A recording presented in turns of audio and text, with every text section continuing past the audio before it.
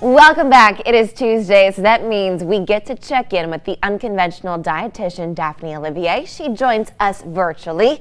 Daphne, thank you so much for being here with us today. Of course. Thank you for having me. Absolutely. Okay, so today's topic, we're talking all about hormones and how one can balance their hormones. I feel like this is one of those topics that we can talk forever on. Yeah, we definitely could. I want to start by just kind of giving you an overview of hormones. So, technically, a hormone, you can think of a hormone as being like a communicator. So, Mm-hmm. it's sending signals back and forth throughout the body, and we have lots of hormones.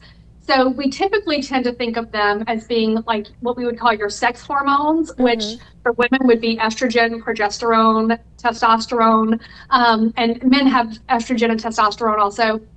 Then we think about things like your thyroid hormone, which we've Yeah. spent lots of time talking about thyroid stuff, but we'll rope that into this conversation too. Then we have hormones that keep our appetite kind of indicate either your appetite is getting hungry or being satiated with your Mm-hmm. appetite. But other hormones would be things like insulin, which regulates your blood sugar, and vitamin D technically is not a hormone, but it acts very similarly to a hormone Oh, back in that it's giving and sending communication. yeah. So overall, I think anytime that we bring up conversations about hormones, the most important thing to regulate is insulin levels. Okay. So regulating your insulin, and I think of hormones as being kind of like a band. So Mm-hmm. each hormone is like playing an instrument in a band. And so if one of them is not working well, it's either too high or too low, then the band is going to be off. It's not going to be Yeah. able to keep the tune the way that it normally would. So they really all do need to be pretty much well regulated. When we're getting started, the first thing that I think from a lifestyle perspective, we can make the biggest impact on is insulin because it Okay. will kind of affect all of the other hormones down the pike.